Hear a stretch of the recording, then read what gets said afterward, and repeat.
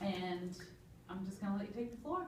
All right, thank you. So I'm Norm Corbin. I'm on the board of directors for the Northboro Historical Society. We put this together pretty quickly this afternoon. I wasn't quite sure what to do, but Lynn guided me a little this afternoon. Focusing on White Cliffs, which is a mansion in the town of Northboro. And what I brought is a variety of photographs of the property.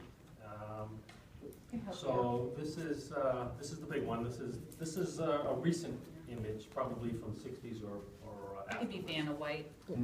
Yes. Let me just move this over. And let me give you a picture of it in the old days. Here we go. This is what it would have looked like when it was first built. There's also, actually it's probably better just to pass it around.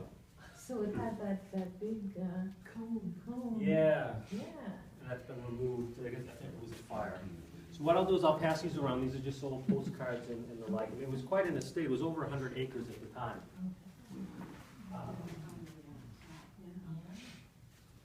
And on this one, this is there's a lot of stained glass in the building, and this one is a spider, a widow spider.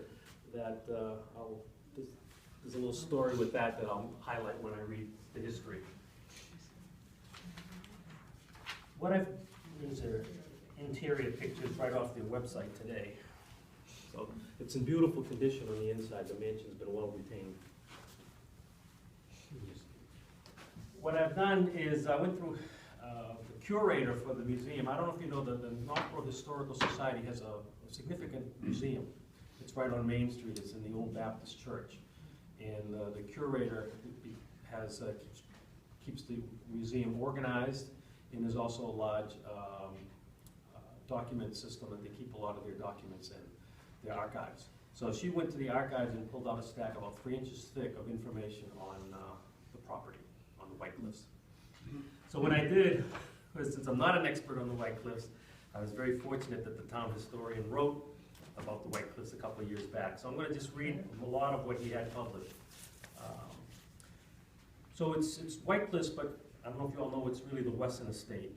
And Wesson is from Smith & Wesson. So, Did not know that. yes.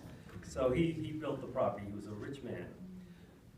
When Daniel B. Wesson built this summer home in Northboro in the 1880s, he spared no expenses. Every room, it is said, was made of wood from a different part of the world, with furniture to match. His workers were also imported, skilled European craftsmen to execute elaborate carvings, tapestries, stained windows, some 17 fireplaces. All in all, he spent about $300,000.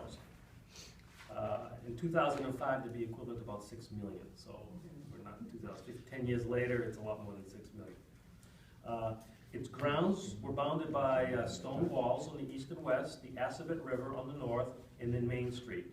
It featured pools, elaborate walkways, and driveways made of small cobblestones, flattened on top, and exotic plants.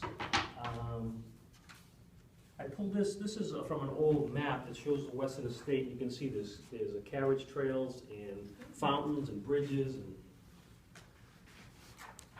this is another one I picked up. You can kind of see some of that also. This is more like a pictograph of it.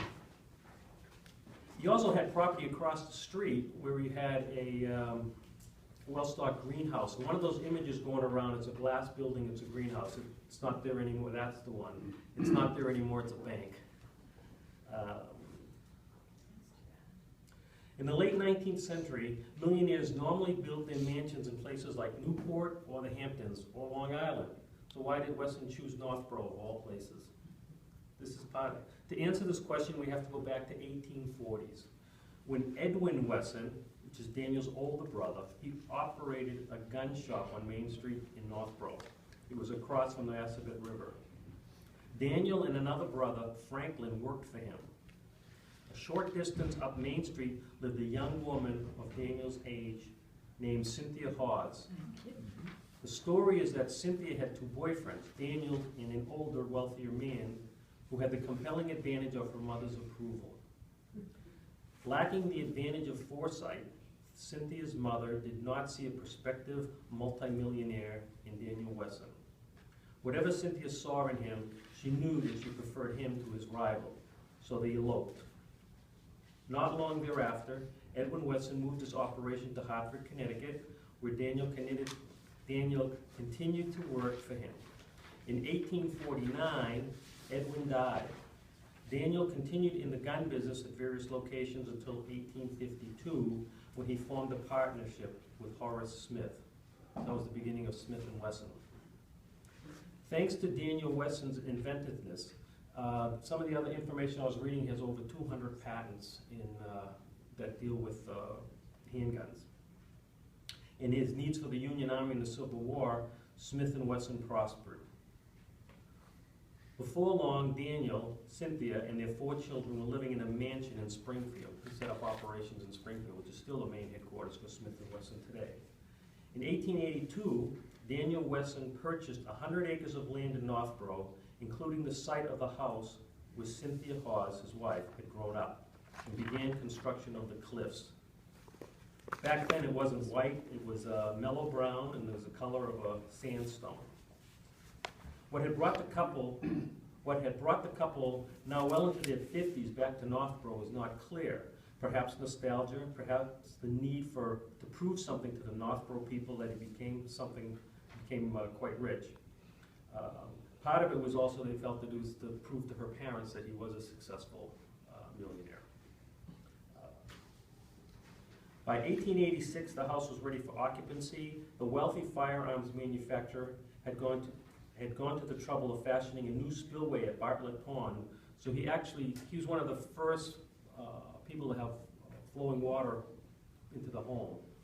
He built a dam, he dammed up one of the lakes, and then he built a cistern to feed the water from the lake back through to his property. And that's why he had the ponds and he had the fountains.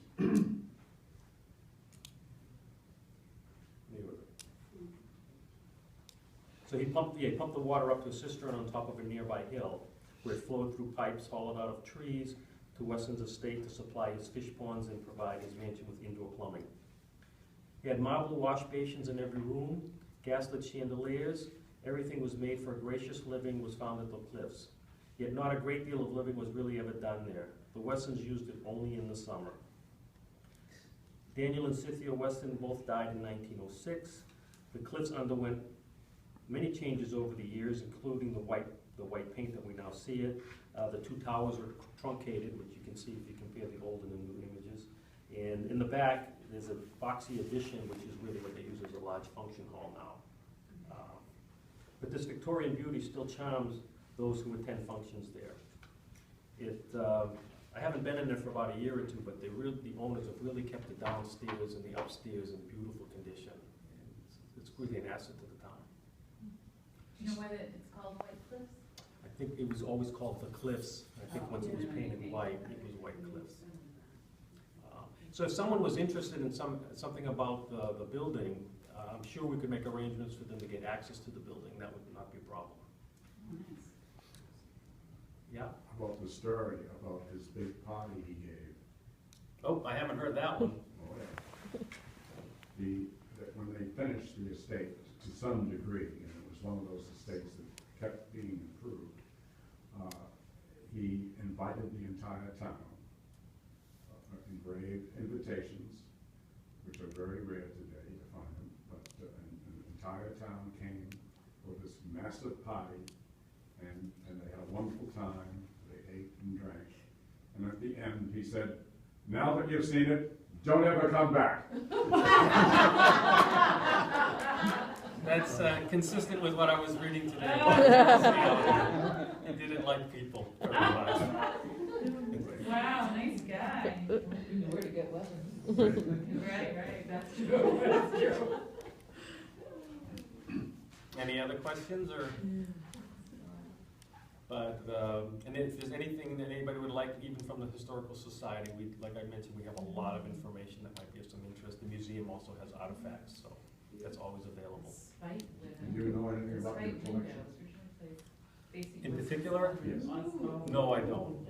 You have Wow. to, the curator or the town historian would be much more informed, so I can put you in contact with them. Because in about 1960, my father bought a 170-pound meteorite that had fallen in Northboro in 1888. And we had a document that came from the